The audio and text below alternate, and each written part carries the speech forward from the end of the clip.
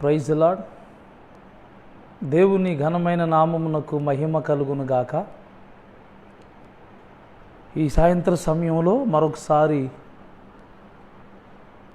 మనమందరము ఈ ఫేస్బుక్ ద్వారా కలుసుకోవడానికి ప్రభువు చూపిన మహాకృపను బట్టి దేవాది దేవునికి మహిమ ఘనత ప్రభావములు ఆరోపిస్తున్నాను.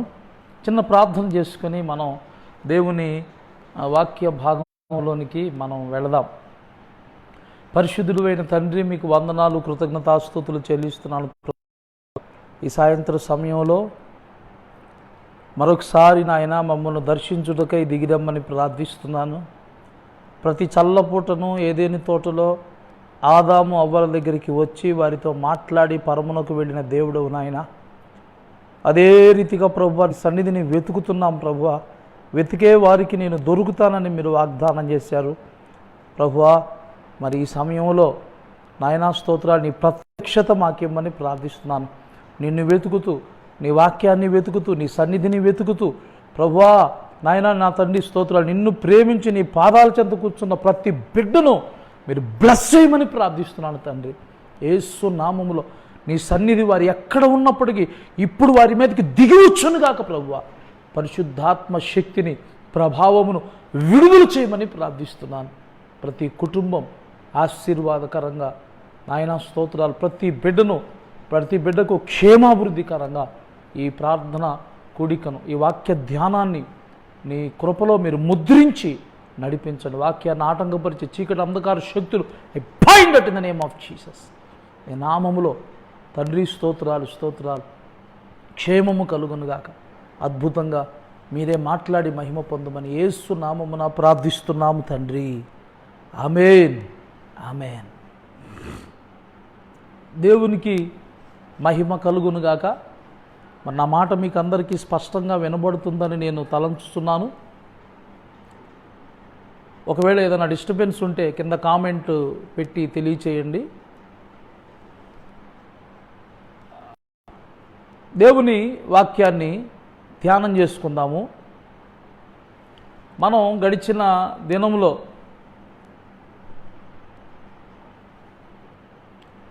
యథార్థతను గురించి కొన్ని విషయాలు దేవుడుతో మాట్లాడుతూ వచ్చాడు. మనం ఏ విషయాల్లో దేవుని ఎదుట యథార్థవంతులుగా ఉండాలో, తర్వాత ఇంకా ఏ విధంగా మనం ఉంటే దేవుడు యోబును గురించి పలికినట్లుగా మన గురించి యథార్థవంతులమని సాక్ష్యం ఇస్తాడు. ఆ విషయాలన్నీ కూడా మనం ధ్యానం చేశాం. మంచిది ప్రియులరా. ఈ సమయంలో యథార్థవంతుల యొక్క గుణలక్షణాలు ఎలాగుంటాయో, అంటే యథార్థవంతులు వారి యొక్క నడవడిలో, వారి బిహేవియర్, అంటే వ్యక్తిగతంగా వారి పర్సనాలిటీ ఎలా ఉంటుంది,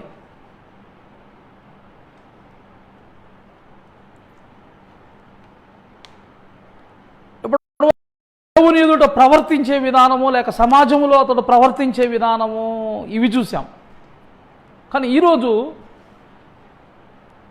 అతని వ్యక్తిత్వం ఎలా ఉంటుంది, అతని పర్సనాలిటీ ఎలా ఉంటుంది, ఆయా సందర్భాల్లో, ఆయా విషయాల్లో అతను ఎలా రెస్పాండ్ అవుతాడు అనే విషయాన్ని దేవుని వాక్యంలో నుండి మనం ధ్యానం చేసుకుందాం. ఓ 5 విషయాలు బైబిల్ వాక్యం ధ్యానించుచుండగా నా హృదయానికి తాకినటువంటి 5 విషయాలు మీ ముందుంచడానికి దేవుని వలన ప్రేరేపించబడి వాటిని సిద్ధపరచుకొని వచ్చాను. జాగ్రత్తగా దేవుని యొక్క వాక్య భాగాలను మనం విందాం. జాగ్రత్తగా దేవుని వాక్యాన్ని మనం విందాం. ప్రియులారా,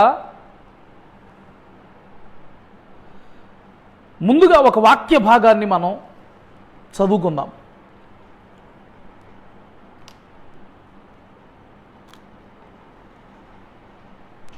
సామెతల గ్రంథము 20వ అధ్యాయము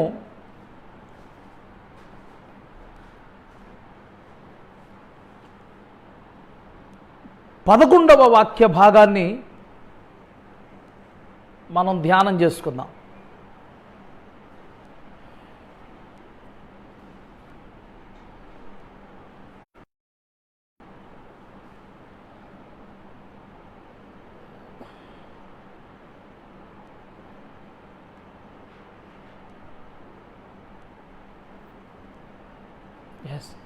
సామెతల గ్రంథము 20వ అధ్యాయము 11వ వాక్య భాగాన్ని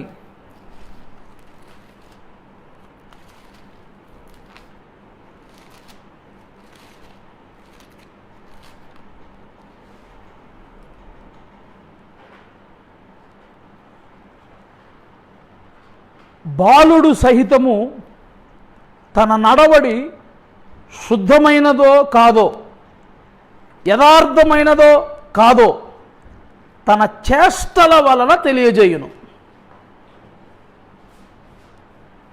బాలుడు సహితం తన నడవడి శుద్ధమైనదో కాదో, యథార్థమైనదో కాదో తన చేష్టల వలన తెలియజేయును.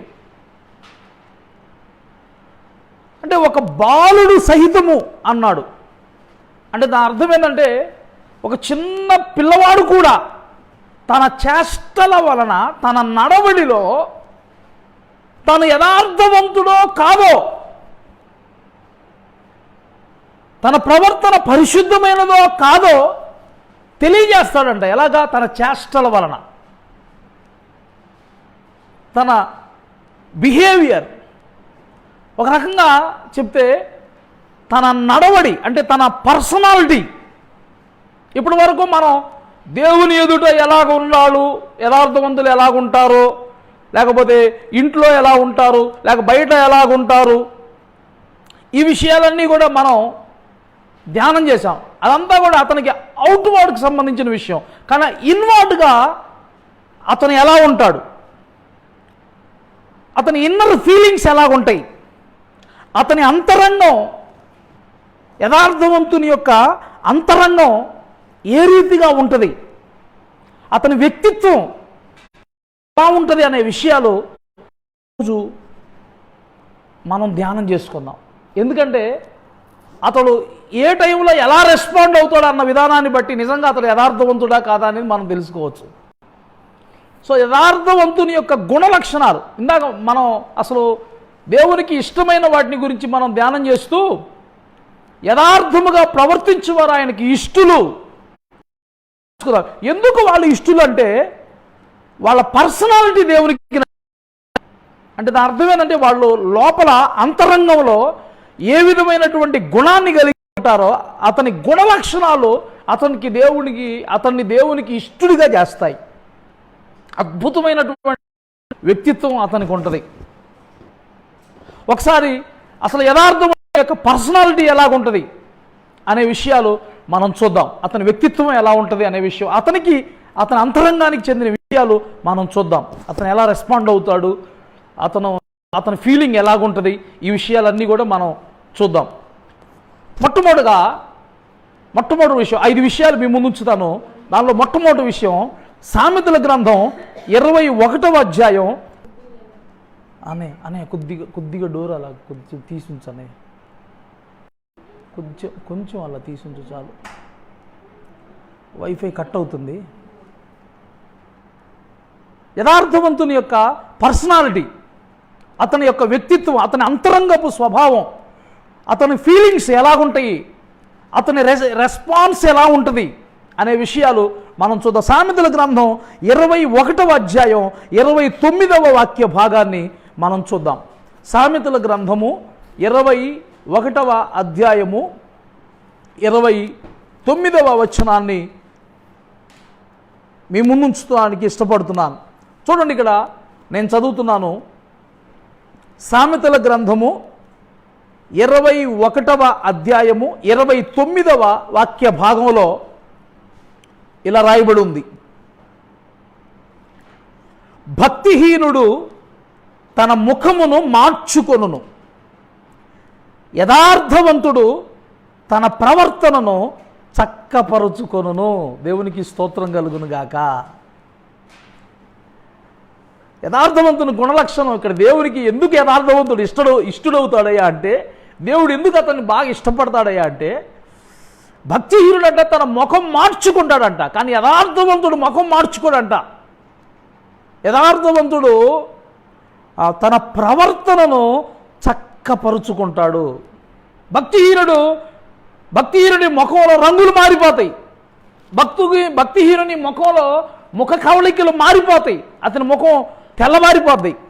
మీకు ఈ వాక్యం అర్థం కావాలంటే మిమ్మల్ని మార్కు సువార్త 10వ అధ్యాయంలోకి నేను తీసుకువెళ్తాను. నాతో పాటు రండి. మార్కు సువార్త 10వ అధ్యాయము 21, 22 వచనాలను మనం చూద్దాం. మార్కు సువార్త 10వ అధ్యాయం 21, 22 వచనాలు చూద్దాం. మార్కు సువార్త 10వ అధ్యాయము 21, 22 వచనాలు.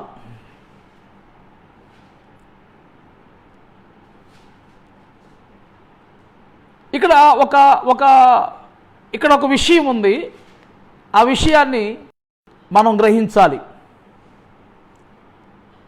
యేసు అతన్ని చూచి అతన్ని ప్రేమించి, నీకు ఒకటి కొదువుగా ఉన్నది, నీవు వెళ్ళి నీకు కలిగినవి అమ్మి బీదలకిమ్ము, పరలోకమందు నీకు ధనము కలుగును, నీవు వచ్చి మిగులు ఆస్తి గలవాడు కనుక ఆ మాటకు ముఖము చిన్నబుచ్చుకొని దుఃఖపడు. మత్తయి సువార్తలో రాయబడి ఉంటుంది, అతడు వ్యసనపడుచు వెళ్ళిపోయాడని రాయబడి ఉంటుంది ఆ మాటకి. ఇక్కడ దేవుని వాక్యాన్ని మనం గమనిస్తే, ఈ యవనస్తులంట 17వ వాక్యంలో, ఆయన బయలుదేరి మార్గమున పోవుచుండగా ఒకడు పరిగెత్తుకొని వచ్చి ఆయన ఎదుట మోకాళ్ళుని, సద్బోధ, నిత్యజీవమునకు వారసుడనగుటకు నేనేమి చేయుదునని ఆయనను అడిగాను. సత్పురుషుడని ఎలా చెప్పుచున్నావు? దేవుడు ఒక్కడే కానీ మరి ఎవడునూ సత్పురుషుడు కాడు. నరహత్య చేయవద్దు, వ్యభిచరించవద్దు, దొంగిలవద్దు, అబద్ధ సాక్ష్యం పలుకవద్దు, మోసపుచ్చవద్దు, నీ తల్లిదండ్రులను సన్మానింపుము అను ఆజ్ఞలు నీకు తెలియను కదా అని అతనితో చెప్పాను. అందుకతడు, బోధకుడా, బాల్యము నుండి ఇవన్నీ అనుసరించుచూనే ఉంటునని చెప్పాను. యేసు అతన్ని చూచి అతన్ని ప్రేమించి, నీకు ఒకటి కొదువుగా, నీవు వెళ్ళి నీకు కలిగినవన్నీ అమ్మి బీదలకిమ్ము, పరలోకమందు నీకు ధనము కలుగును, నీవు వచ్చినమని చెప్పాను. అతను మిగులు ఆస్తి గలవాడు కనుక ఆ మాటకు ముఖము చిన్నబుచ్చుకొని దుఃఖపడుచు వెళ్ళిపోయాను. ఒక యవనస్తుడు యేసు ప్రభు దగ్గరికి పరిగెత్తుకుంటా వచ్చాడంట. ధనవంతుడైన యవనస్తుడు పరిగెత్తుకొని వచ్చి యేసయ్య ఎదుట ఉన్నపాటున మోకాళ్ళుని అన్నాడు, సద్బోధకుడా, ఏమండి, నిత్యజీవమునకు వారసుడనగుటకు నేనేమి చేయవలెను? చాలామంది యేసు ప్రభు దగ్గరికి స్వస్థత కోసమో లేకపోతే ఇంకో దానికోసమో పరిగెత్తుకొని వచ్చారు. దయ్యాలు వదిలించుకోవడం కోసమో, స్వస్థతల కోసమో, అద్భుతాల కోసమో పరిగెత్తుకొని వచ్చారు. కానీ ఈయన వేటి కోసం రాలేదు. కానీ ఈయన నిత్యజీవం కొరకు ఎదుగుతూ వచ్చాడు. నాకు నిత్యజీవం కావాలి అనుకుంటా వచ్చాడు. ఎవరి దగ్గరికి రావాలో ఆయన దగ్గరికే వచ్చాడు. ఎలా రావాలో అలాగే వచ్చాడు. మోకరించాడు, చక్కగా ప్రభువుని అడుగుతున్నాడు. నేనేం చేయాలో చెప్పమని అడిగాడు. నిజంగా అతను చూసినటువంటి దేవునికి కూడా, అతను చూసినటువంటి యేసయ్యకు కూడా చాలా సంతోషం కలిగింది. ప్రభు అన్నాడు, నరహత్య చేయవద్దు, వ్యభిచరించవద్దు, దొంగిలవద్దు, అబద్ధ సాక్ష్యం పలకవద్దు, ఇలాగ ఈ ఆజ్ఞలన్నీ నీకు తెలుసు కదా.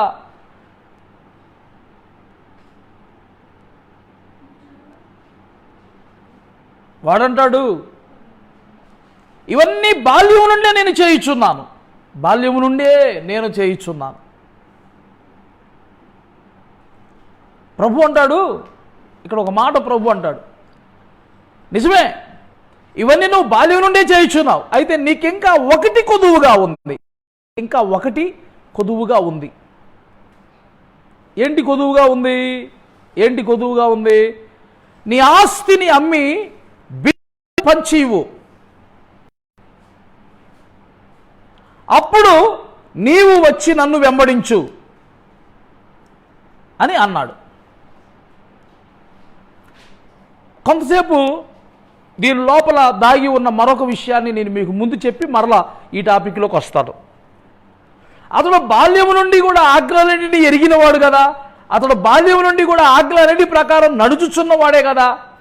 నిత్య జీవం కొరకు ప్రభు దగ్గరికి వచ్చినప్పుడు మరి ఆ ఆజ్ఞలన్నిటినీ అతనికి జ్ఞాపకం చేయటంలో ఉద్దేశం ఏంటి అంటే, నిత్య జీవం అనేది ధర్మశాస్త్రాన్ని అనుసరించటం వల్ల రాదు అనే విషయాన్ని అతనితో ఒప్పించడం కోసం సహజంగా ప్రభు దగ్గరికి రాగానే ప్రభు ఏమన్నాడంటే, మీ దగ్గర ఆజ్ఞలు ఉన్నాయి కదా, మీ దగ్గర ధర్మశాస్త్రం ఉంది కదా, మరి మీ దగ్గర మీ ధర్మశాస్త్రం ఉన్నప్పుడు నా దగ్గరికి ఎందుకు వచ్చావయ్యా అని అడగడంలో ఆయన ఆంతర్యం ఏంటంటే, వాటన్నిటిలో నిత్య జీవము లేదని అతని చేత ఒప్పించడానికి.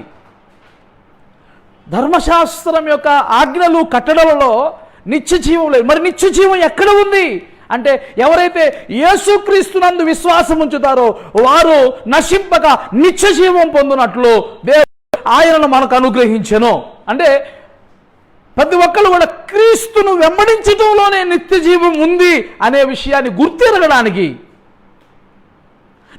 నాకు ధర్మశాస్త్రం ఉంది, నాకు విధులున్నాయి, కట్టడలు ఉన్నాయి, ఆజ్ఞలు ఉన్నాయి అని చెప్పుకునే వారితో ప్రభు వారిని ఒప్పించే ప్రయత్నంలో మరి అవన్నీ నీకు నిత్య జీవం ఇచ్చేటట్టయితే మరి నా దగ్గరికి రావాల్సిన అవసరం ఏంది? అవి ఇవ్వవు గనకనే. అంటే ధర్మశాస్త్రము నిత్య జీవాన్ని ఇవ్వలేకపోయింది. ఎందుకంటే ధర్మశాస్త్రం వల్ల ఎవరు నీతిమంతులుగా కాలేకపోయారు. ధర్మశాస్త్రము ప్రతి ఒక్కరిని కూడా పాపం అందించింది.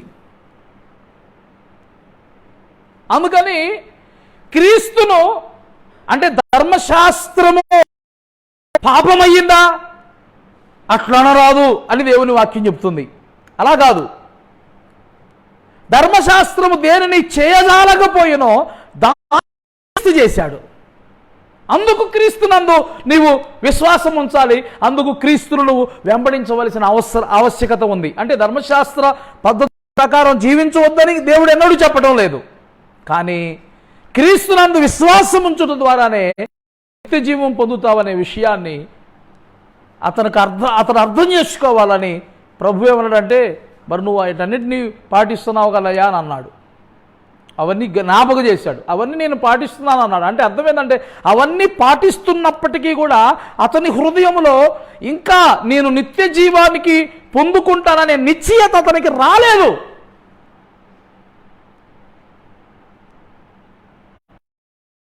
అవేవి కూడా నిత్య జీవం ఇస్తానని వాగ్దానం చేయడం లేదు.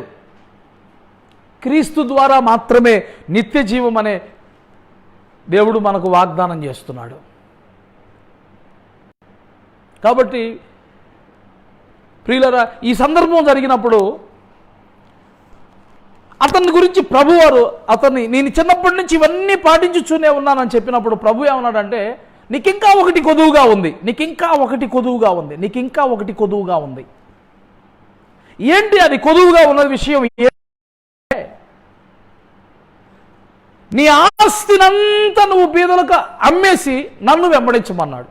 అంటే ఏంటి కొదువేంటి? ఒక వ్యక్తి నిత్య జీవం పొందాలి అంటే ఆ వ్యక్తికి అవసరమైనటువంటి విషయం ఏంటంటే, అతడు క్రీస్తును వెంబడించుట అనే విషయం అతనికి అవసరమైన విషయం. క్రీస్తును వెంబడించడం కొరకు ఏమేమైతే అడ్డులున్నాయో, ఏమేమైతే ఆటంకాలు ఉన్నాయో అవన్నీ వదిలిపెట్టి క్రీస్తును వెంబడించవలసిన ఆవశ్యకతను గురించి ప్రభు చెప్పాడు. అందుకే శిష్యుల్ని వెంబడించే మీ అన్నాడు. ఎవడైనా తన ప్రాణము సహా ద్వేషించుకుంటే వాడు నా శిష్యుడు కానేరడు అన్నాడు. పేతురు అన్నాడు, ఇగో ప్రభువా, సమస్తమును విడిచిపెట్టి నిన్ను వెంబడించామయ్యా, మాకేం దొరికింది? ఇదిగో మీకు ఇహమందు అని కొన్ని విషయాలు చెప్పి నిత్య జీవం ఉందని చెప్పాడు. అంటే క్రీస్తును వెంబడించటం కొరకు, క్రీస్తును వెంబడిస్తేనే నిత్య జీవం. ఒకవేళ క్రీస్తును వెంబడించే విషయంలో నీకు ఏది ఆటంకమైతే ఆ ఆటంకమును నీవు తొలగించుకోవలసిన ఆవశ్యకత ఉంది. ఇక్కడ ధనవంతుడికున్న ఆటంకం ఏంటయ్యా అంటే అతనుకున్న ఆస్తి. అతను విస్తారమైన ఆస్తి గలవాడు.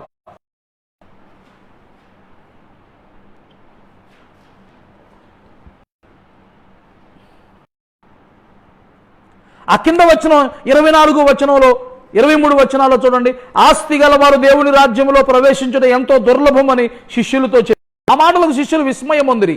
అందుకు యేసు తిరిగి వారితో ఇట్లనెను, పిల్లలారా, తమ ఆస్తి యందు నమ్మిక ఉంచు వారు దేవుని రాజ్యంలో ప్రవేశించడం ఎంతో దుర్లభము. ధనవంతుడు దేవుని రాజ్యంలో ప్రవేశించడం కంటే ఒంటె సూది బెజ్యంలో దూరుట సులభం అన్నాడు. మరట్లయితే అందుకు వారు అధికంగా ఆశ్చర్యపడి, అట్లయితే ఎవడు రక్షణ పొందగలడని ఆయన అడిగిరి. యేసు వారిని చూచి, ఇది మనుష్యులకు అసాధ్యమే కానీ దేవునికి అసాధ్యము కాదు, దేవునికి సమస్తమును సాధ్యమే అన్నాడు. అంటే ధనవంతులు గురించి చెబుతా. అంటే ధనవంతులు అంటే అందరి గురించి అని ఉద్దేశం కాదు. ఇక్కడ ఎవరైతే తమ ఆస్తి మీద నమ్మిక ఉంచుతున్నారో వారిని గురించి ప్రభు చెప్తున్నాడు ఇక్కడ మాట. తమ ఆస్తి మీద నమ్మిక ఉంచువారు దేవుని రాజ్యంలో ప్రవేశించరు. క్రీస్తు నందున్న విశ్వాసమే నిన్ను దేవుని రాజ్యం చేర్చింది, కానీ ఆస్తి మీద ఉన్నటువంటి విశ్వాసం, డబ్బు ఉంది చాలు నాకు పర్వాలేదు ఏం కాదు అనుకునే వాళ్ళకి దేవుని రాజ్యంలో వాళ్ళు ప్రవేశించలేరు. దేవుడున్నాడు చాలు, నాకు యేసయ్య ఉన్నాడు చాలు, నాకు దేవుడు రక్షణ ఇచ్చాడు నాకు అది చాలు, నేను దేవుని సన్నిధిలో ఉంటే నాకు అది చాలు అనుకునేవాడికి పరలోక రాజ్యం ఉంటుంది. కానీ అమ్మయ్య తరాలకు సరిపడా ఆస్తి సమకూర్చుకున్నా. ఒక ధనవంతుడు అన్నాడు, లోక సువార్త 16వ అధ్యాయం మనం చదువుతున్నాం. విస్తారమైన ఆస్తి సమకూర్చుకొని పాత కొట్లు విప్పి కొత్త కొట్లన్నీ కూడా కట్టించుకొని ఇంకా పెద్దవైన కొట్లు కట్టించుకొని ధాన్యమంతా నింపుకొని ఏమవుతున్నా, నా ప్రాణమా ఇక తినుము, ఇక తాము, ఇక సుఖించుము, సంవత్సరములకు సరిపడా ఆస్తి నీకు సమకూర్చబడి ఉందన్నాడు. ఆస్తి మీద నమ్మికించు ఏమయ్యాడు ఆ రాత్రి అతడు తన ప్రాణాన్ని పోగొట్టుకున్నాడు.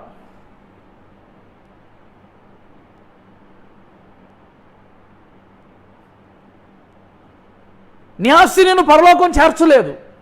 ఆస్తి మీద నమ్మిక నీకు నిత్య జీవాన్ని ఇవ్వలేదు. అందుకే ధనవంతులకి ఎవరైతే ఇక్కడ ప్రభు చెప్పాడో ఆస్తి మీద నమ్మకం ఉంచిన వారికి, బైబిల్లో క్రీస్తునందు విశ్వాసం ఉంచిన ధనవంతులు చాలామంది ఉన్నారు. అబ్రహాం ఉన్నాడు, ఇస్సాకు ఉన్నాడు, యాకోబు ఉన్నాడు,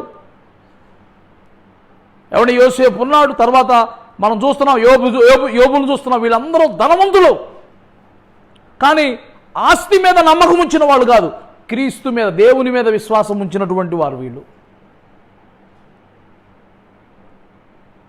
ఆస్తి మీద వాళ్ళు ఎన్నడూ నమ్మకం ఉంచలా. ఆస్తే ప్రాపకమని నమ్మలా, ఆస్తే గొప్పదని వాళ్ళు నమ్మలా. లోతు కుటుంబాన్ని శత్రువులు వచ్చి పట్టుకొని పోయినప్పుడు అలవరచబడిన 318 మందితో అబ్రహాం వెళ్ళి యుద్ధం చేసి తీసుకొచ్చే సమయంలో సొదొమ గొమొర్రా రాజులు అబ్రహాంకి ఎదురొచ్చి అక్కడ ఆస్తిని ఆస్తి విషయంలో మాట్లాడతారు అక్కడ. అప్పుడు అబ్రహాం అంటాడు, ఇదిగో నేనే నిన్ను ఆస్తి పరుణ్ణి చేసి తినని నువ్వు నాకు చెప్పకుండానట్లు, ఇదిగో ఏదైతే ఉందో అది మొత్తం తీసుకోపో, నాకు అవసరం లేదు, చిల్లికి అవ్వ కూడా నాకు అవసరం, చెప్పువారు కూడా నాకు అవసరం లేదన్నాడు. ఆస్తి మీద నమ్మికించేవాడు ఆ మాట చెప్పడం. కొల్లపెట్టుకొని వచ్చిన సొమ్మంతుడిని కూడా మళ్ళా ఆ రాజులకి అప్పగిచ్చేశారు.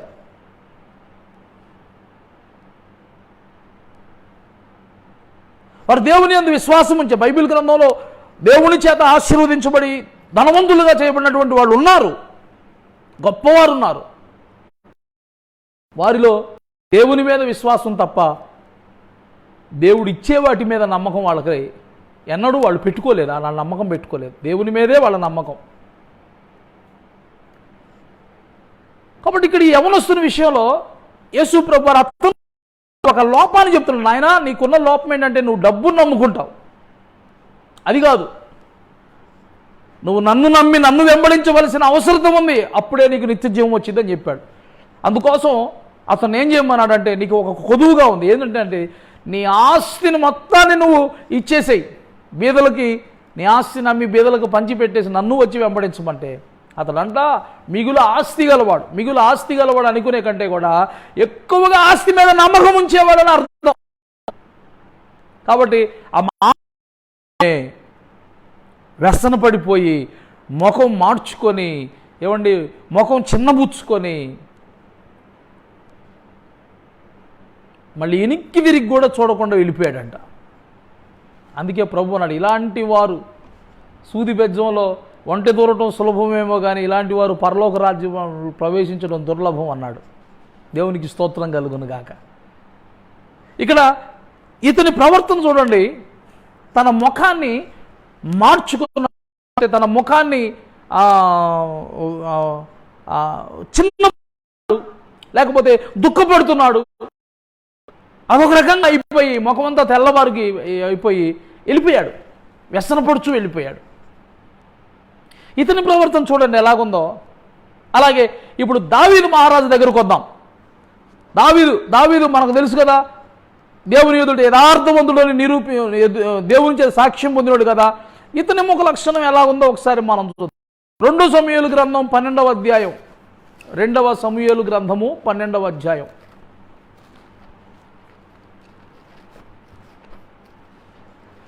ఒకటి 2వ సమూయేలు గ్రంథము 12వ అధ్యాయం 7వ వాక్య భాగాన్ని మనం 12వ అధ్యాయం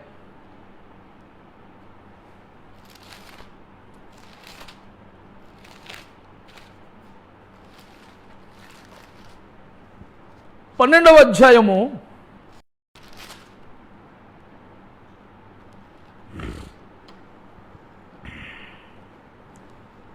7వ వాక్య భాగాన్ని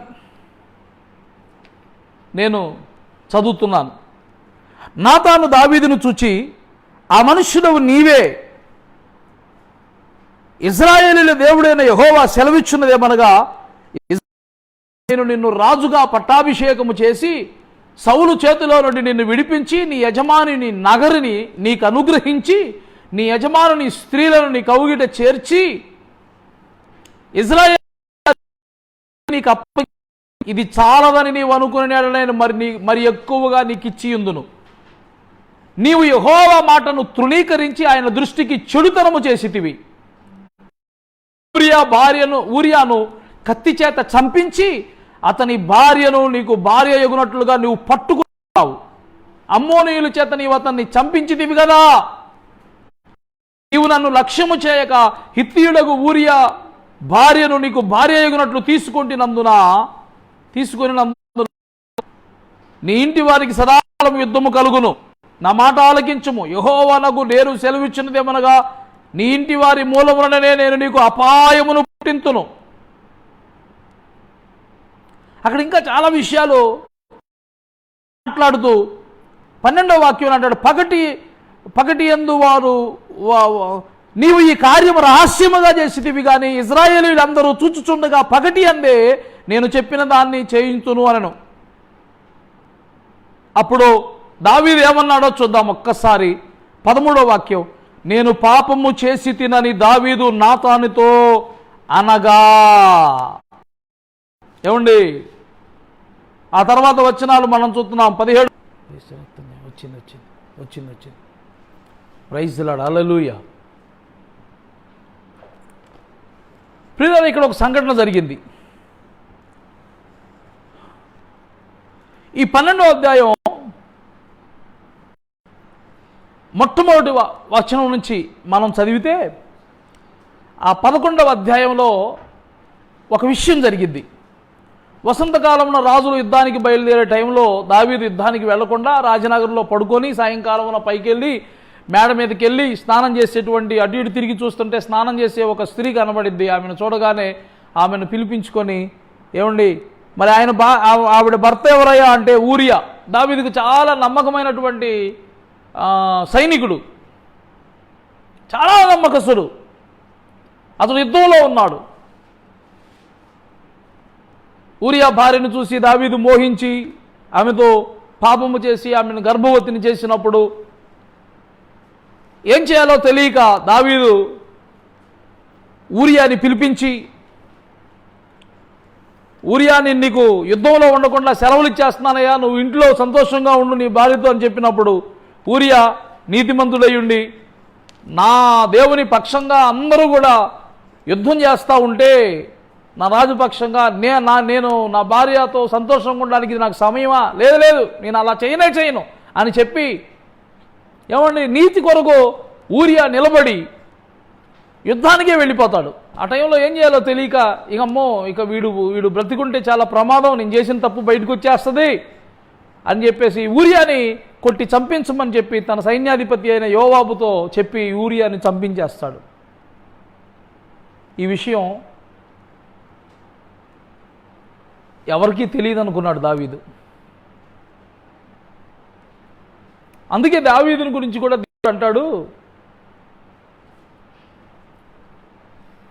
ఊరియా సంగతి ఎందు తప్ప అని మాట్లాడాడు.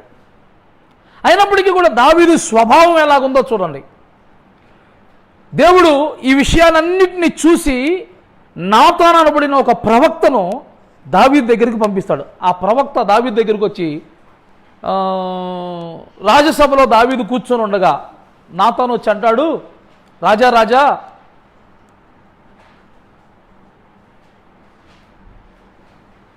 ఒకానొక పట్టణమునందు ఇద్దరు మనుషులు ఉన్నారు, ఒకడేమో ఐశ్వర్యవంతుడు, ఒకడేమో దరిద్రుడు. ఐశ్వర్యవంతునికి విస్తారమైన గొర్రెలు గొడ్లు చాలా ఉన్నాయి, కానీ దరిద్రుడికి ఒకే ఒక గొర్రె ఉంది. అతడు దాన్ని చక్కగా పెంచుకుంటూ చక్కగా దానికి ముద్దలు తినిపిస్తూ ఎంతో చక్కగా అతడు దాన్ని బట్టి ఆనందిస్తూ ఉన్నాడు. అయితే ఒకానొక రోజు మార్గస్థుడు ఒకడు ఐశ్వర్యవంతుని దగ్గరికి వచ్చాడు.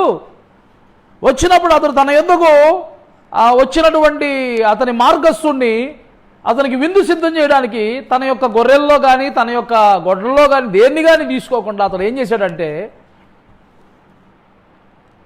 ఈ దరిద్రునికున్నటువంటి ఒకే ఒక్క గొర్రెని తీసుకొని దాన్ని వధించి దానితో విందు చేశాడు.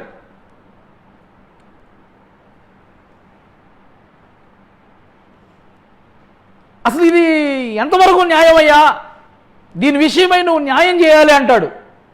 వెంటనే దావీదు 5వ వాక్యంలో అంటాడు, 12వ అధ్యాయం 5వ వాక్యం, దావీదు ఈ మాట విని ఆ మనుష్యుని మీద బహుగా కోపించుకొని, యెహోవా జీవముతోడు నిశ్చయముగా ఈ కార్యము చేసిన వాడు మరణపాత్రుడు, వాడు కనికరము లేక ఈ కార్యము చేసిన గనుక ఆ గొర్రె పిల్లకు ప్రతిగా 4 గొర్రెలను ఇయ్యవలెనని నాతానుతో అనెను. ఏమండి, ఈ మాట అననిచ్చిన తర్వాత నాతాను అంటాడు, ఆ మనుషుడు ఎవరో కాదు, ఆ మనుషుడు నువ్వే. ఎప్పుడైతే మొహమాటం లేకుండా దేవుడు గొర్రెల దొడ్లో ఉండి తీసుకొని నీ యజమానుని యొక్క రాజ్యాన్ని నీకు ఇచ్చి, ఏమండి నీ యజమాని యొక్క సింహాసనాన్ని నీకిచ్చి ఇంతగా దేవుడు నిన్ను హెచ్చిస్తే నువ్వు చేసిన పనేంటి, ఊరియా విషయంలో నువ్వు చేసిన పనేంటి అని గద్దిచ్చినప్పుడు సభలో అందరూ ఉండగా అందరూ ముందుటే నాతాను ప్రవక్త అతను చేసినటువంటి చెడుతనాన్ని గుచ్చి బట్టబయలు చేసి అతన్ని గద్దించినప్పుడు దావీదు ఏమన్నాడు తెలుసా? 13వ వాక్యంలో నేను పాపము చేసి తినని ఒప్పుకున్నాడంట. దేవునికి స్తోత్రం కలుగునుగాక. హల్లెలూయా. యథార్థవంతుడు పాపాన్ని ఒప్పుకుంటాడు, పాపాన్ని కప్పుకోడు. యథార్థవంతుడు ఎందుకు ఇష్టమయ్యా దేవునికంటే, దావీదు పడ్డాడంటే పాపము చేసినప్పుడు దేవుడు అతన్ని గద్దించినప్పుడు అతడు నిజమే అని తన పాపాన్ని ఒప్పుకున్నాడు. యథార్థవంతుని వ్యక్తిత్వం ఎలా ఉంటుందంటే, అతనిలో ఉన్నటువంటి ఒక లోపం అతనికి తెలియపరిచినప్పుడు ముఖం మార్చుకోడు. లేదా నీలో ఈ లోపం ఉందయ్యా, ఈ విషయంలో నువ్వు సరికావాలి అని చెప్పిన వాళ్ళ మీద కోపపడ్డు, వాళ్ళని శత్రువులుగా కూడా భావించడు. వీళ్ళేంటి నాకు వ్యతిరేకంగా మాట్లాడుతున్నారు, వీళ్ళు నాకు విరోధులు అని అనుకోడు. కానీ తనలో ఉన్నటువంటి తన వ్యక్తిత్వంలో ఉన్నటువంటి తేట తెల్లగా బయలుపరచబడినప్పుడు వెంటనేనంట అతను తన ప్రవర్తనను చక్కపరుచుకోవడానికి ప్రయత్నిస్తాడంట. దేవునికి స్తోత్రం కలుగునుగాక. హల్లెలూయా. అది యథార్థవంతుని యొక్క సౌందర్యం, అతని అంతరంగ సౌందర్యం.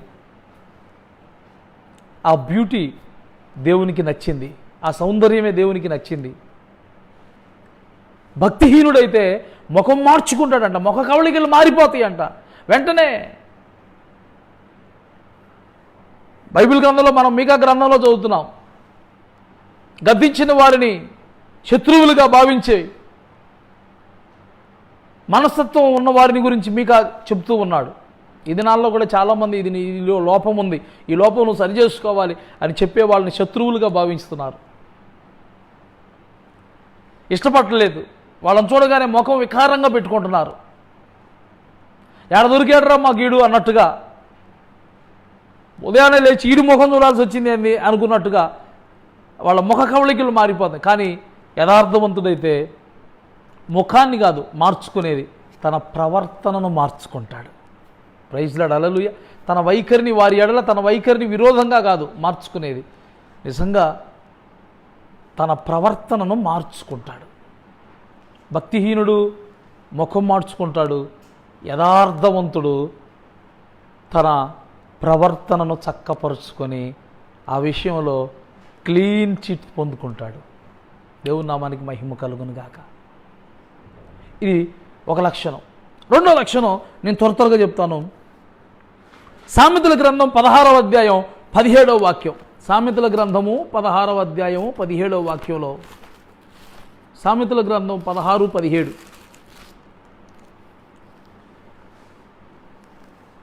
సామెతల గ్రంథము 16వ అధ్యాయము 17వ వాక్య భాగాన్ని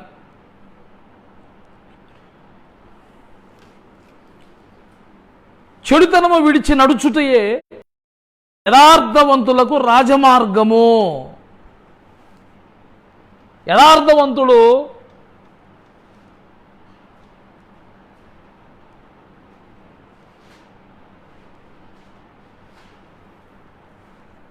రాజమార్గములో నడుస్తాడంట. యథార్థవంతుడు రాజమార్గములో నడుస్తాడు. ఏంటా రాజమార్గము? చెడుతనము విడిచి నడుచుటయే యథార్థవంతులకు రాజమార్గం. రాజమార్గం అంటే హైవే. మీరు ఎప్పుడన్నా హైవే చూడండి, హైవే మన లోకల్గా మన సందులో గొంతులో సందులో ఉన్న రోడ్డులాగా ఇలా వంకర టింకర్ ఉండనే ఉండదు. ఈ వంకర టింకర్ రోడ్లో అవతల వైపు ఏముందో కనబడదు. కానీ హైవే అంటే అలా ఉండదు. ఇక్కడి నుంచి చూస్తే కొన్ని కిలోమీటర్ల దూరం స్ట్రైట్గా ఆ ముందు ఏమున్నదో కూడా నీకు తేటగా కనబడిపోతూ ఉంటుంది.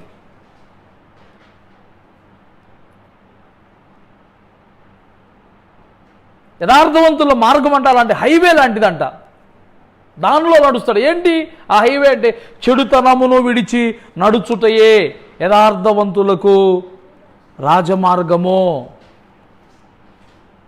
యథార్థవంతుడు చెడుతనాన్ని విడిచిపెడతాడు. యోబును గురించి దేవుడు సాక్ష్యం ఇచ్చినప్పుడు, యోబు యథార్థవర్తనుడును న్యాయవంతుడునయ్యుండి యెహోవా యందు భయభక్తులు గలవాడయ్యుండి చెడుతనమును విసర్జించినవాడు అన్నాడు. యథార్థవంతుని గురించి యోబు సాక్ష్యం ఇచ్చినప్పుడు యథార్థవంతులని మాత్రమే కాకుండా అతడు చెడుతనాన్ని విసర్జించినవాడు అన్నాడు. ఎందుకంటే చెడుతనాన్ని విడిచి నడవటమే యథార్థవంతుని యొక్క వ్యక్తిత్వం.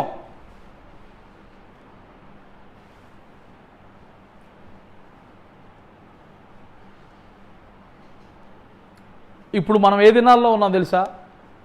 మంచి కంటే చెడుకే జనాలు ప్రాధాన్యతనిచ్చే కాలంలో మనం ఉన్నాం. మంచితనం కంటే కూడా, మంచివారి కంటే కూడా చెడ్డవారికే ఎక్కువగా జనులు భయపడి వారినే గౌరవించే, వారి మాటే వినే కాలంలో మనం ఉన్నాం. మంచివాడు మంచిగా మాట్లాడితే అతనికి విలువ ఇవ్వటల్లా. మంచివాడు మంచిగా మాట్లాడితే అతని మాటను ఎవరూ పట్టించుకోవట్లా. అదే ఏ గుండానో ఏ రౌడీనో వచ్చి కత్తి చూపించి బెదిరించి ఏమన్నా చేస్తే గడగడగడ వణికిపోయి వాడికి మాత్రం జేజేలు కొట్టి ఎన్ని పనులైనా చేస్తున్నారు. వాడు చెప్పిన పనికి మాలిన పనులని చేస్తారు. అంటే దాని అర్థం ఏంటంటే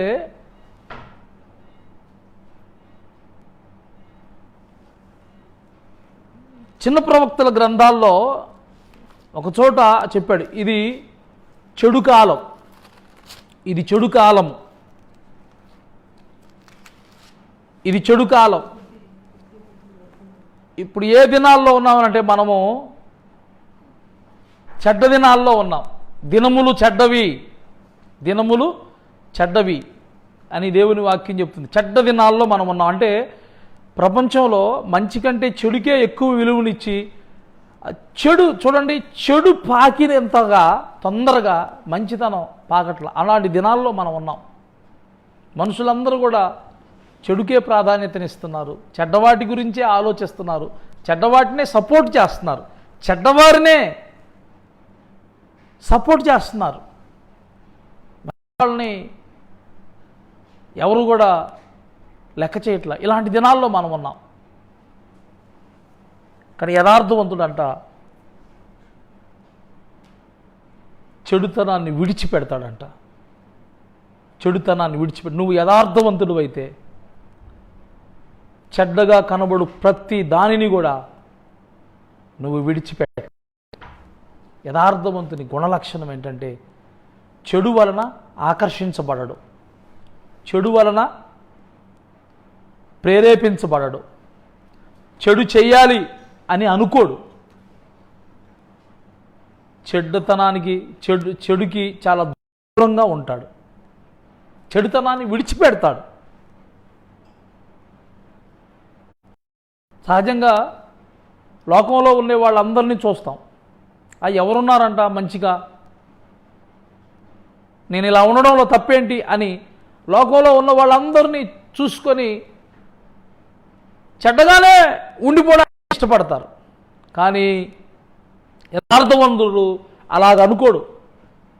ఎవరున్నా లేకపోయినా నేను మాత్రం నీతిగా జీవిస్తాను, నేను మాత్రం చెడుతనం జోలికి వెళ్ళను అనుకొని యథార్థత మీదనే నమ్మకం ఉంచి ఆ చెడ్డవాటిలో నుంచి తన జీవితాన్ని మళ్లించుకుంటాడు. మంచి మార్గంలో తన జీవితాన్ని నడిపించుకుంటాడు. దేవునికి స్తోత్రం కలుగునుగా. హల్లెలూయా. ఇది యథార్థవంతుడి లక్షణం. చెడుతనాన్ని బట్టి చెడ్డవాటిని చేయడానికి ప్రేరేపించబడ్డు, చెడ్డవాటి వైపుకు ఆకర్షించబడ్డు, చెడుతనానికి తన యొద్ద చోటు ఉండదు.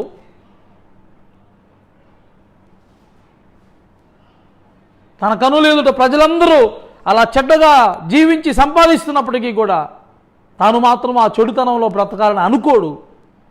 చెడును విసర్జిస్తాడు. దేవుని వాక్యంలో రాయబడి ఉంది, మంచి దినములు చూడగోరు వాడు ఎవడన్నా ఉన్నాడా, వాడు చెడుతనమును విడిచిపెట్టవలెను, చెడును అసహించుకోవాలి. మన కోర్టుల ముందు 3 కోతులను కూర్చోబెడతారు. ఒక కోతేమో కళ్ళు మూసుకుంటుంది, 2 కళ్ళు ఇలాగ మూసుకుంటుంది. ఒక కోతేమో 2 చెవులు మూసుకుంటుంది, ఒక కోతేమో 2 చేతులతో నోరు మూసుకుంటుంది.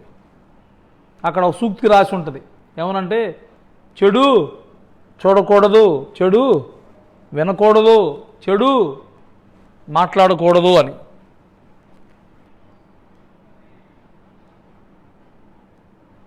చెడుతనాన్ని విడిచిపెట్టాలి అని.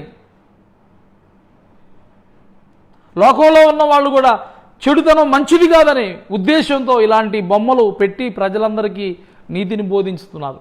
మరి అలాంటప్పుడు దేవుణ్ణి నమ్ముకున్న బిడ్డ యథార్థవంతుడిగా జీవించాలనుకున్నప్పుడు అతడు ఇంకా ఎంత విశేషమైన వాడిగా ఉండాలి. అందుకే చెడుగా కనబడు ప్రతి దానికిలో నుండి నువ్వు వేరవ్వాలి. దేవుడు నిన్ను అందుకే ఏర్పరచుకున్నాడు, చెడ్డవాడిగా ఉండడానికి కాదు, చెడుతనాన్ని జరిగించడానికి కాదు, చెడుతనమున యొక్క నీ యొద్ద చోటు లేకుండా చేయడానికి. యథార్థవంతుడు అయితే చెడుతనాన్ని విసర్జిస్తావు. అది ఏ విధమైన చెడుతనమైనప్పటికీ దాన్ని నువ్వు విడిచిపెట్టాలి. యథార్థవంతుడు చెడుతనాన్ని అసహించుకుంటాడంట, దాన్ని తన యొద్ద నుండి తీసివేసుకుంటాడంట. అది అతని గుణలక్షణం. మంచిది.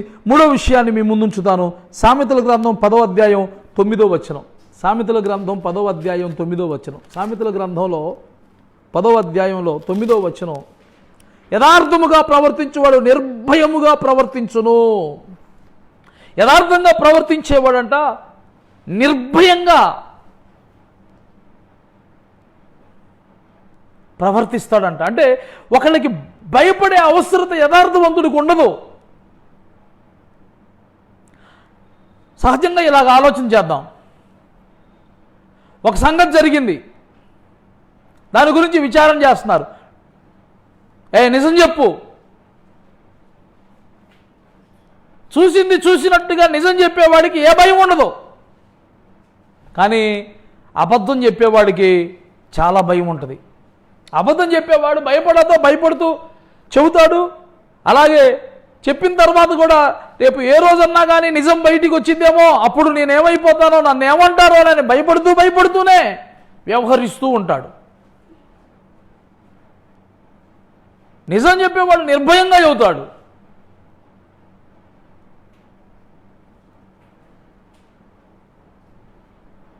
భయపడవలసిన అవసరత యథార్థవంతుడికి ఉండదు.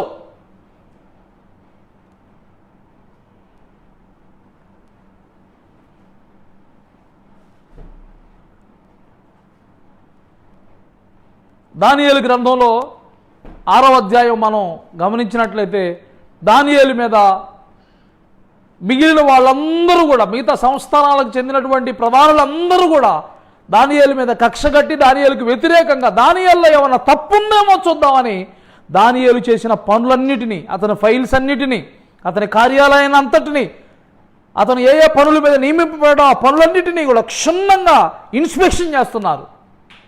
దానియేలు దడవలేదు. డైరీ ఇచ్చేశాడు, ఆఫీస్ తాళాలు ఇచ్చేశాడు, సెర్చ్ చేసుకోండి అని చెప్పేశాడు. ఎందుకని? దానియేలు గురించి రాయబడి ఉంది. దానియేలు రాజునకు బహు నమ్మకస్తుడై ఉండి ఏ తప్పైనను ఏ లోపమైనను లేనివాడు, చెయ్యనివాడు. అందుకని దానియేలు భయపడలా. అతని ఆఫీసు సెర్చ్ చేస్తున్న రాజుగారి దగ్గరికి వెళ్ళి, ఇదేంటి వాళ్ళందరూ కలిసి వాళ్ళకి ఏ రైట్ ఉందని నా మీదకి వచ్చి వాళ్ళు నన్ను సెర్చ్ చేస్తారని అనలేదు. చూసుకున్నారు. యథార్థంగా ఉన్నాడు కాబట్టి, అక్కడ ఏ తప్పు లేదు కాబట్టి, ఆయన యథార్థంగా నడుచుకున్నాడు కాబట్టి ఎవరికి భయపడలేదు. చివరికి వాళ్ళు ఏమని తెలిచారు? అతని యందు ఏ తప్పైనా లోపమైనా కనుగొనలేక విసిగిపోయి చివరికి ఒక తీర్మానం, అతని దేవుని పద్ధతి ఉందే తప్ప మరి ఏ విషయంలో కూడా దానియేలు తప్పు కనుగొనలేకపోయారంట, కనుగొనలేమని చెప్పుకున్నారంట. అలా అన్నప్పుడు దానియేలుకి వ్యతిరేకంగా వాళ్ళందరూ కలిసి ఒక శాసనాన్ని తయారు చేసినప్పుడు సైతం కూడా దానియేలు భయపడలేదు. ఎప్పటిలాగానే ముమ్మారు యెరూషలేము తట్టు ఉన్న కిటికీ తెరిచి ప్రార్థించడం ప్రారంభించాడు. వాళ్ళు శాసనం తయారు చేసినప్పుడు భయపడలేదు, శాసనాన్ని ప్రకటించినప్పుడు విన్నప్పుడు భయపడలేదు, శాసనం ప్రకారం దానియేలును అరెస్ట్ చేసి తీసుకెళ్లి శిక్షను అమలు చేయడానికి సింహబోన్లో పడవేసినప్పుడు ఏ విషయంలో కూడా భయపడలేదు.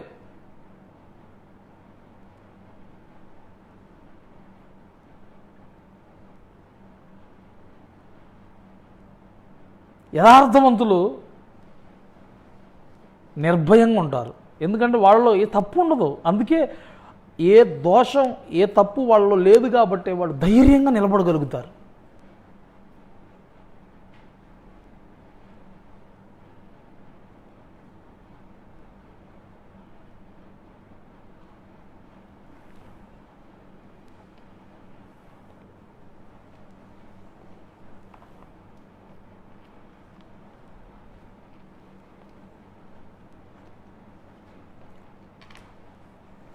మేము ఒకసారి ఒక చిన్న సమస్య వచ్చి గాజువాక పోలీస్ స్టేషన్కి వెళ్ళాల్సి వచ్చింది. ఒక ఆయన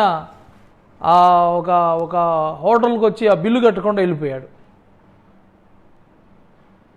కాబట్టి అక్కడికి వెళ్ళిన వాళ్ళందరినీ కూడా వాళ్ళు పిలిచి అడుగుతున్నారు, మమ్మల్ని పిలిచి ఆయన అడ్రస్ ఏంటో చెప్పండి అని మమ్మల్ని చాలా ఇది చేశారు. నిర్భయంగా చెప్పాం. 8 లక్షలు బిల్లు చేశాడు ఆయన, కట్టకుండా వెళ్ళిపోయారు, మీరు వచ్చి వెళ్ళిపోయారు అని అంటున్నారు. అయ్యా మా మందిరం కట్టుకుంటున్నాము, మేము మందిరం సంబంధంగా ఐరన్ సిమెంట్ అవి కొనుక్కోవడానికి అని చెప్పేసి మాట్లాడుకోవడానికి ఎవరి ద్వారా వెళ్తే ఏదన్నా రేటు తగ్గిదా అని చెప్పి మేము వెళ్ళామయ్యా, అంత తప్ప మాకు వేరొక ఆలోచన లేదు, వేరొక విషయం లేదు, తెలియదు మాకని చెప్పాం. కానీ వాళ్ళు మరి రకరకాలుగా ఎంక్వైరీ చేస్తారు కదా. నేను ఆ సిఐతో నేను ధైర్యంగా చెప్పాను, అయ్యి ఒక ఎక్కడ లేదో తెలియదు, గొప్ప ధైర్యం వచ్చేసింది. ఏమని చెప్పానంటే 8 లక్షలు బిల్లు అయ్యేదాకా అసలు హోటల్లో ఏం చేస్తున్నారు, అంటే ఇప్పుడు వచ్చి వచ్చి మాట్లాడి వెళ్ళిపోయిన మేము అంత దగ్గర వాళ్ళు మళ్ళీ 8 లక్షల రూపాయలు బిల్లు అయినా సరే వాడు ఉంచుకున్నారంటే వాళ్ళిద్దరి మధ్య ఎంత రిలేషన్ ఉండాలి? మీరు వాళ్ళని అడగాల్సింది మమ్మల్ని అడుగుతున్నారు ఏందని గట్టిగా అరిచి చెప్పాను. ఆ దెబ్బగా ఆయన ఏం మాట్లాడలేదు. నువ్వు బాగా బాగా తెలివిగా మాట్లాడుతున్నావే, నువ్వు బాగా ధైర్యంగా మాట్లాడుతున్నావంటే అవును మేమే తప్పు చేయలేదండి, అందుకే మాకు ఈ ధైర్యం అని గట్టిగా చెప్పాం. తర్వాత వాళ్ళు వదిలేశారు, పంపించేశారు. వాళ్ళు ఎంక్వైరీ చేసి వాళ్ళు ఏదో పంపించారు. అని విషయం వాస్తవం చెప్తున్నాను. అంటే ఎక్కడి నుంచి వచ్చింది అంత ధైర్యం? ఏసీ నిలబడ్డారు, వస్తారని చెప్పేదంటే ఆ రోజు రాత్రి ఏసీపీ గారు ఎదుటి నిలబడి అదే చెప్పాం మాట. ఎంత ధైర్యంగా చెప్పాం? ఎక్కడి నుంచి వచ్చింది అంత ధైర్యం? తప్పు చేయలేదు కాబట్టి అంత ధైర్యంగా మాట్లాడగలిగి, అది తప్పు చేసి ఉంటే గడగడ వణికిపోయేవాళ్ళం. యథార్థవంతులు భయపడడానికి హేతు ఉండదు, ఎందుకంటే భయపడే పనులు అటు చేయరు కాబట్టి ధైర్యంగా ఉంటారు. వాని యథార్థతే వాడికి గొప్ప ధైర్యాన్ని ఇచ్చింది. వానిలో ఉన్న యథార్థత వానికి గొప్ప ధైర్యాన్ని ఇచ్చింది. యథార్థవంతుడి యొక్క యథార్థతే అతనికి అంత ధైర్యాన్ని ఇచ్చింది, అంత బోల్డ్నెస్ ఇచ్చింది. మంచిది ప్రియులారా. మరొక విషయాన్ని నేను మీ ముందుకు వెళ్తాను. సామెతల గ్రంథం 14వ అధ్యాయం 9వ వాక్యంలో ఈ మాట రాయబడు. సామెతలు 14:9. సామెతలు 14వ అధ్యాయం 9వ వాక్యం. యథార్థవంతులు ఒకరి యందు ఒకరు దయచూపుదురు. యథార్థవంతులకున్న గుణలక్షణం ఏంటంటే దయచూపు స్వభావము. యథార్థవంతుని యొక్క కైండ్లీ హార్ట్. యథార్థవంతుడికి దయగలిగిన గుండె ఉంటుంది, కఠినత్వం ఉండదు. యథార్థవంతుడికి కఠినంగా మాట్లాడలేడు, కఠినంగా ప్రవర్తించలేడు. యథార్థవంతుడు దయా ఉంటాడు. దయ చూపటం అనేది యథార్థవంతుని గుణలక్షణం. దేవుని పిల్లలమైన మన దేవుడు ఎంతో కనికరం గల దేవుడు, ఎంతో దయగలిగిన దేవుడు.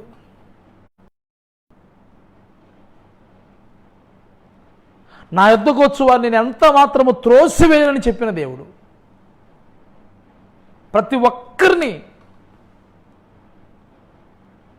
ఆయన దగ్గరకు వచ్చిన ప్రతి ఒక్కరిని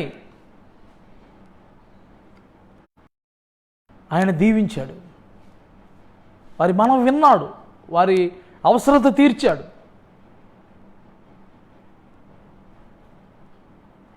కానీ మనమే దయచూపే నీ యొక్క అధికారంతో నువ్వు అనేకులు ఏడల దయచూపచ్చు అనేక విషయాల్లో. అలాంటి పరిస్థితులు వచ్చినప్పుడు మనం ఏం చేస్తాం తెలుసా? వాళ్ళు మనోళ్ళ, వాళ్ళు మన కులం వాళ్ళ, వాళ్ళు మన మతం వాళ్ళ, వాళ్ళు మనకు తెలిసిన వాళ్ళ, మన బంధువుల, మనోళ్ళైతే చెయ్యి, ముందు మనోళ్ళకి చెయ్యి అంటే దయ చూపుతాం. కానీ దానికి కూడా కొన్ని కండిషన్లు. వాళ్ళు మనోళ్ళు అయితే, వాళ్ళు మనకు తెలిసిన వాళ్ళు అయితే, మనకు దగ్గర వాళ్ళు అయితే, మన మతం వాళ్ళు అయితే, మన కులం వాళ్ళు అయితే అప్పుడు చేద్దామని అనుకుంటాం. యాక్చువల్గా యేసు ప్రభు వారు మన మతం వాళ్ళకే చేయండి, మన కులం వాళ్ళకే చేయండి అని ఎన్నడూ చెప్పలేదు. ఆయన మనుష్యుల ఎదుట మీ తండ్రి నామం మహిమపరచబడినట్లుగా మీరు సత్క్రియలు చేయమన్నాడు. సత్క్రియలు చేయమన్నాడు అంటే ఎవరు ఎదుట? మనందరం క్రైస్తవులమే, మనందరం దేవుణ్ణి ఎప్పుడు మహిమపరిచే వాళ్ళమే. కానీ మహిమపరచిన వాళ్ళు ఉన్నారు. ఎవరున్నారు? అన్యులు, ప్రభు అంటే తెలియని వాళ్ళు ఉన్నారు. వాళ్ళు దేవుణ్ణి మహిమపరిచేటట్లుగా వారి ఎదుట మీ వెలుగు ప్రకాశింపనియండి, వారి ఎదుట మీరు సత్క్రియలు చేయండి అన్నాడు. కానీ మనం ఏదన్నా కార్యం చేయాలనుకుంటే మొట్టమొదటిగా మనం ఎంచుకునేదే క్రైస్తవ వాడల్లో మొదలు పెడతాం. దాన ధర్మ కార్యక్రమాలన్నీ కూడా చర్చి తరపున చేసినట్టు ఉంటుంది, చర్చి వాళ్ళకి చేసినట్టు, వాళ్ళు మనోళ్ళకి చేసినట్టు ఉంటుందని ఇన్ని రకాలుగా ఆలోచించుకుంటాం. మనం ఎప్పుడు దేవుని మహిమపరుస్తూనే ఉంటాం. కానీ ప్రభు అది కాదు కోరుకుంటుంది. మనుషులు ఎదుట మనుషులు మీ సత్క్రియలను చూసి వారు దేవుని ఎదుట దేవుని నామాన్ని మహిమపరిచేటట్లుగా మీ సత్క్రియలు వారి ఎదుట చేయమని చెప్పాడు. ఎవరికి చేయాలో వాళ్ళకి చేయటల్లా. ప్రభు ప్రేమ విందులు చేసుకునేటప్పుడు కూడా చెప్పాడు, ఇదిగో కుంటివారిని గుడ్డివారిని మీకు తిరిగి మళ్ళీ ఏమీ ఇవ్వలేని వాళ్ళని పిలిచి మీ ప్రేమ విందులు చేయమని చెప్పాడు. కానీ మనము మన సంఘంలోనే చేసుకుంటాం, మనకు తెలిసిన వాళ్ళతోనే చేసుకుంటాం. ఎవడన్నా మనం ఇంట్లో విందు చేసుకుంటున్నామంటే మన బంధువుల్నే పిలుచుకుంటాం, లేదా అంతేగాని బయట వాళ్ళని ఎవరిని కూడా మనం పిలవం అని ప్రభు చెప్పింది ఇది కాదు. ఇది ఉండొద్దని కాదు నేను అంటుంది, దీన్ని చేయకూడదని కాదు, అంటే నీ సంఘానికి చేయొద్దని కాదు, నీ బంధువులకు చేయొద్దని కాదు, కానీ వాటిని కూడా మనం చేయవలసిన వాళ్ళమే ఉన్నాం. ప్రభు చెప్పినట్టుగా వీటిని మానక వాటిని చేయండి అని చెప్పినట్లుగా దీన్ని చేయొద్దని చెప్పట్లేదా, వీటిని మానక వాటిని చేయమని చెప్పాడు.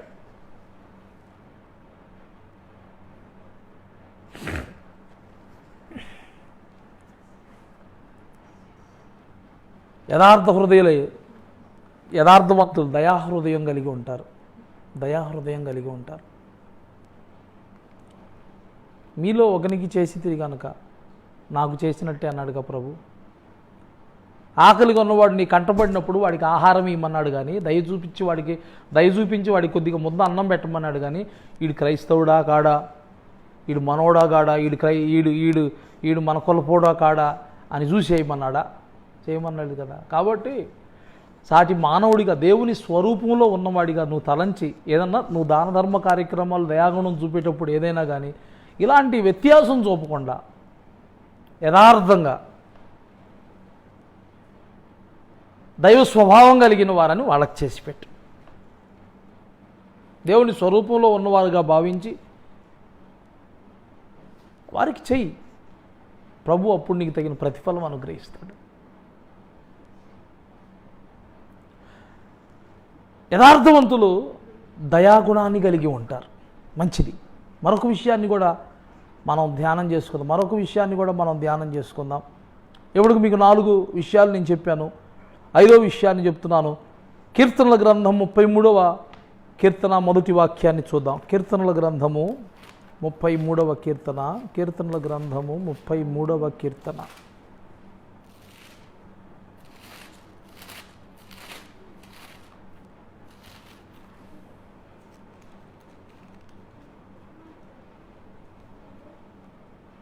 స్తుతి చేయుట యథార్థవంతులకు శోభస్కరము.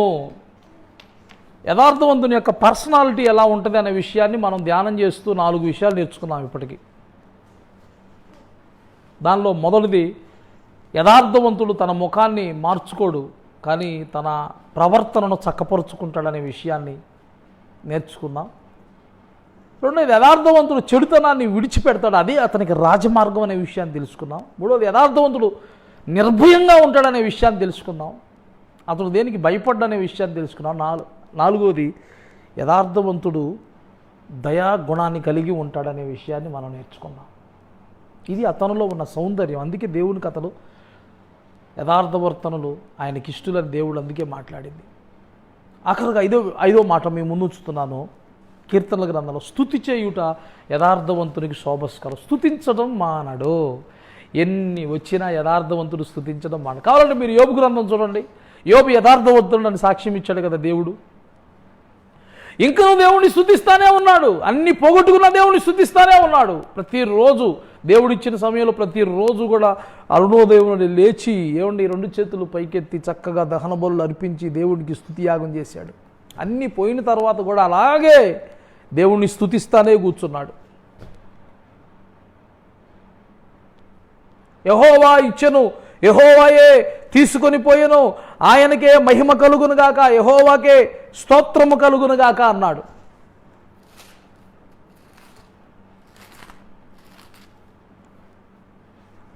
యోబు గ్రంథం 1వ అధ్యాయం 21వ వాక్యం, నేను నా తల్లి గర్భములో నుండి దిగంబరినై వచ్చి తిని దిగంబరినై అక్కడికి తిరిగి వెళ్ళేదను. యెహోవా ఇచ్చెను, యెహోవా తీసుకొని పోయెను, యెహోవా నామమునకు స్తుతి కలుగునుగాక.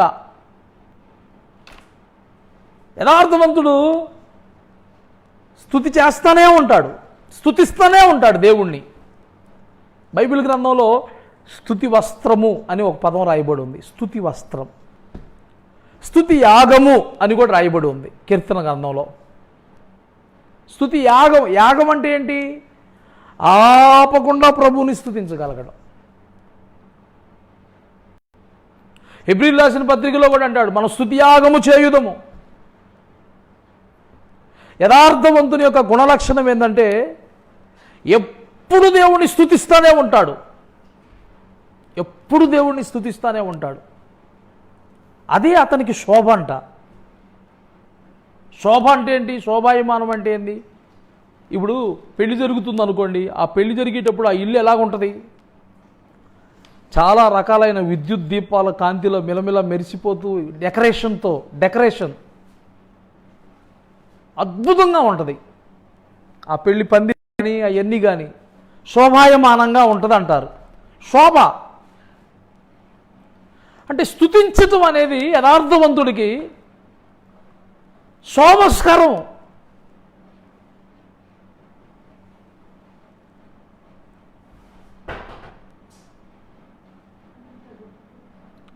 అది అతనికి ఒక అలంకరణ. స్తుతిని వస్త్రముగా ధరించుకుంటాడు. అతని వ్యక్తిత్వం. కాసేపు మనం స్తుతిస్తాం, కొద్ది కష్టం రాగానే, కొద్ది నష్టం రాగానే, కొంచెం బాధ రాగానే స్తుతించడం మానేస్తాం. కానీ యోబు చూడండి, యోబు యథార్థవంతుడని దేవుడు సాక్ష్యం ఇచ్చాడు. స్తుతి ఆగిందా? ఆగలేదు. ఉన్నా లేకపోయినా అంత ఒకే రీతిగా దేవుని స్తుతిస్తూనే ఉన్నాడు. అదే స్తుతి ఒక అలంకారంగా ధరించుకుంటాడు. అదే అతనికి శోభ.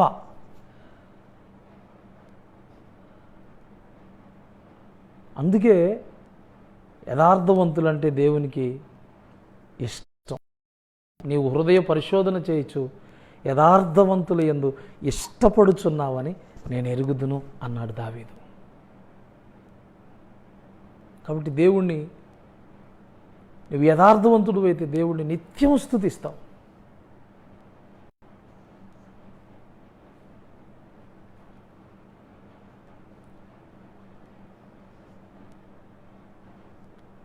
స్తుతిని ఒక అలంకరణగా ధరించుకుంటావు, స్తుతిని ఒక అలంకారంగా చేసుకుంటావు, ఒక శోభాయమానంగా అది నీ మీద నుండి ప్రకాశిస్తూ ఉంటుంది.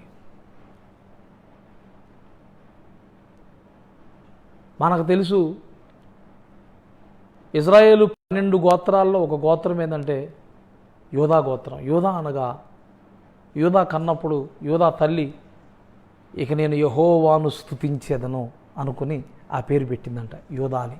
యోధా యెహోవాను స్తుతించుట లేదా యెహోవాకు స్తోత్రం, స్తుతి చేయటం. యేసు ప్రభువారు ఏ గోత్రంలో పుట్టారంటే యోధా గోత్రంలోనే పుట్టారు. యోధా గోత్రపు సింహం. స్తుతి ఎక్కడ ఉంటుందో అక్కడ ఉంటాడు ఆయన. యథార్థవంతులు దేవుణ్ణి స్తుతిస్తూ, దేవుని కీర్తన 51వ అధ్యాయం, కీర్తన 50వ అధ్యాయం చివరి వచనం రాయబడి ఉంది, స్తుతియాగం అర్పించువాడు నన్ను మహిమపరుస్తున్నాడు, వాడికి రక్షణ కలిగినట్లుగా వాడు మార్గం సిద్ధపరచుకొంటున్నాడు అని ఉంది. యథార్థవంతుడు ఎప్పుడు కూడా స్తుతిస్తూ ఉంటాడు, స్తుతి యాగము చేస్తుంటాడు. దానివల్ల అతనికి రక్షణ, దానివల్ల ఆ స్తుతి అతనికి అలంకారం. అతను స్తుతిస్తున్నంతసేపు దేవుని సన్నిధి అతని మీద అల్లాడుతూనే ఉంటుంది. ఇది యథార్థవంతుని యొక్క గుణలక్షణం. ఇప్పుడు మనం మొట్టమొదటిగా ఒక వాక్యం మనం చూసాం. ఏమని చూసామంటే, బాలుడు సైతం తన నడవడిలో తాను యథార్థంగా ప్రవర్తిస్తున్నాడో లేదో తన చేష్టల వల్ల తెలియపరచబడిద్ది అని. అలాగే యథార్థవంతుడు కూడా వారి యొక్క గుణ లక్షణాలు, వాడి పర్సనాలిటీ ఎలాగుంటుంది అనేది ఈ 5 విషయాలు బైబిల్ గ్రంథంలో రాసి ఉన్నాయి. వాటిని మరలా మీకు జ్ఞాపకం చేస్తాను. ఒకటి, అతడు తన ముఖాన్ని మార్చుకోడు, కానీ ప్రవర్తనను మార్చుకుంటాడు, చక్కపరుచుకుంటాడు. రెండోది, చెడుతనాన్ని విడిచిపెడతాడు. మూడవది నిర్భయంగా ఉంటాడు. నాలుగవది దయాగుణాన్ని కలిగి ఉంటాడు. ఆఖరిగా ఐదవది ఎల్లప్పుడూ దేవుణ్ణి స్తుతించుకుంటూ ఉంటాడు. మరి ఇలాంటి యథార్థవంతుల జీవితంలో దేవుడు ఒక అద్భుతమైన వాగ్దానం చేశాడు వాళ్ళకి. ఏం చేశాడో తెలుసా? ఒకసారి మీరు కీర్తనల గ్రంథం 84వ అధ్యాయం, కీర్తనల గ్రంథం 84వ అధ్యాయం, కీర్తనల గ్రంథం 84వ అధ్యాయంలో ఈ మాట మనం చదువుతాం. నేను చూస్తున్నాను కీర్తనల గ్రంథం 84వ అధ్యాయం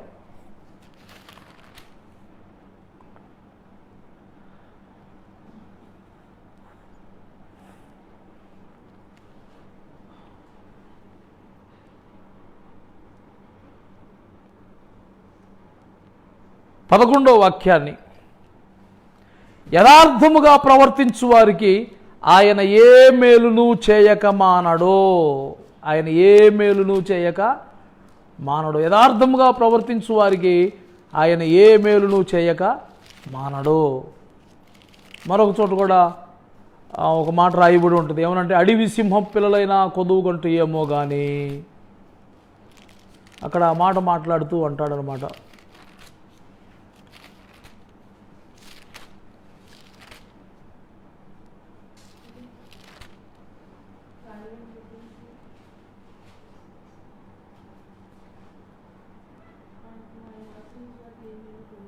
ఆయన ఆశించే వారికి ఏ మేలు. యథార్థవంతులకు ఆయన ఏ మేలును చేయక మానడు అన్నాడు. అంటే ప్రతి విషయంలో ఆయన తప్పక దేవుడు వాళ్ళకి మేలు చేస్తాడు. అంతేకాదు, ద్వితీయోపదేశకాండం 6వ అధ్యాయం 19వ వాక్యంలో దేవుడు ఒక అద్భుతమైన మాట చెప్పాడు. ద్వితీయోపదేశకాండం 6వ అధ్యాయం 19వ వాక్యం. ఈ ఒక్క మాట చదువుకొని ఈ వాక్య భాగాన్ని ముగించుకున్నాం. ద్వితీయోపదేశకాండము 6వ అధ్యాయము 19వ వాక్య భాగాన్ని, ద్వితీయోపదేశకాండం 6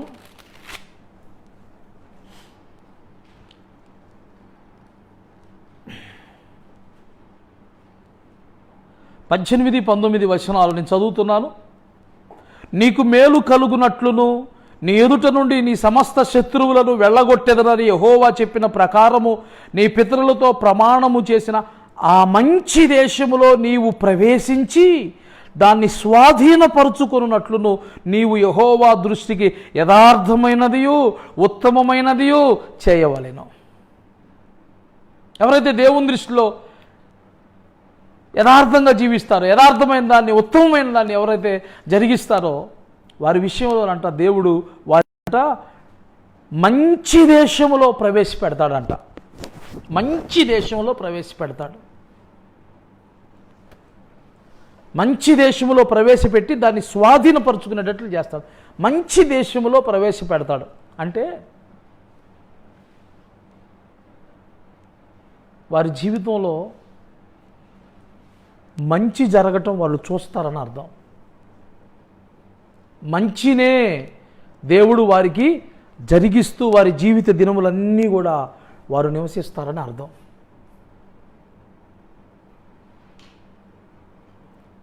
అది మేలని దేవుని వాక్యం చెప్తుంది. దేవుడు వాళ్ళకి చేసే మేలంట. ఏందయ్యా అంటే, ఏది మంచిదో దాన్నే దేవుడు వాళ్ళకి ఇస్తాడు. కీడుగా కనబడింది కానీ, చెడ్డగా కనబడింది కానీ ఏది రానివ్వడు. ఏది మంచిదైతే దాన్ని మాత్రమే, ఏది మేలుకరమైనది దాన్ని మాత్రమే వారి జీవితంలో దేవుడు అనుమతిస్తాడు. కాబట్టి ప్రియులారా, యథార్థవంతులుగా జీవిద్దాం. దేవునికి ఇష్టలుగా, ఆయన కోరుకునేవారిగా మనం బ్రతుకుదాం. యథార్థత అనేది దేవుని గుణలక్షణం. ఆ గుణలక్షణాన్ని మనం సంతరించుకుందాం. ప్రభు ఈ మాటలు మన వినికిడిలో దీవించుగాక. చిన్న ప్రార్థన చేసుకుందాం. పరిశుద్ధుడైన తండ్రి, నీకు వందనాలు, కృతజ్ఞతాస్తుతులు చెల్లిస్తున్నాను.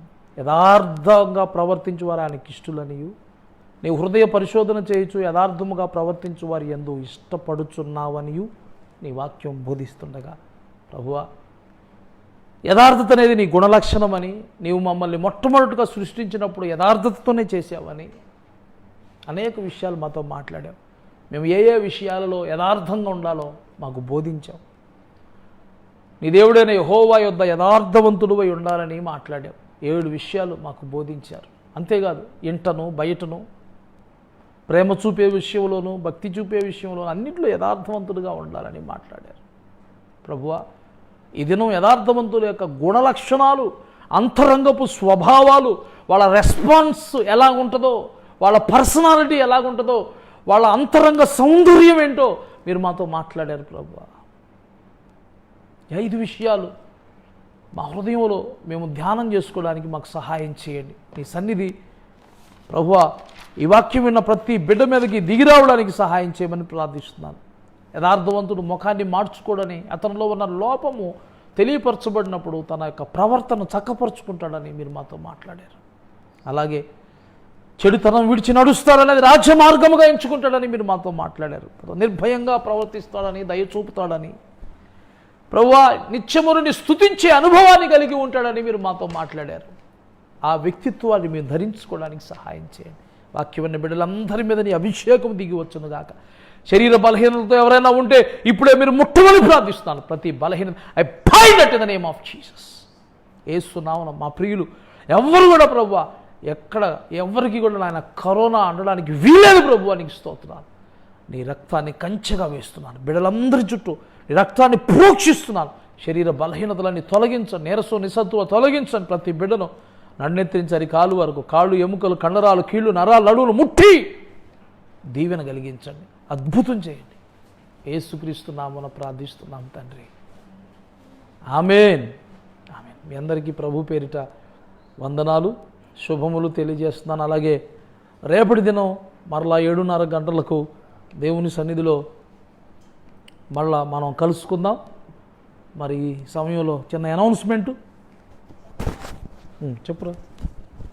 ఇంకా మా ఛానల్ను సబ్స్క్రైబ్ చేసుకోండి. యూట్యూబ్ ఛానల్లోనే గ్లోరియస్ గాస్పెల్ VZM అనే ఛానల్ను సబ్స్క్రైబ్ చేసుకోండి. ఇంకా యూట్యూబ్లో ఈ వీడియోస్ అన్నీ అప్లోడ్ చేయబడింది. ఇంకా ఈ వీడియో కూడా అప్లోడ్ చేయబడిద్ది. అనేకులకి షేర్ చేయండి, తెలియపరచండి. ఇంకా ఫేస్బుక్లో అయితే ఎలీషా ముప్ప అని కొట్టండి. మీకు ఈ ఛానల్ ఈ వీడియోస్ అన్నీ వస్తాయి. ఎంజాయ్ చేయండి. రేపటి దినాన్న మళ్ళీ ఇంకా ఇంట్రెస్టింగ్ టాపిక్స్ కొరకు ఎదురు చూస్తున్నాయి. అవి రేపు దినాన్న మళ్ళీ కలుసుకుందాం.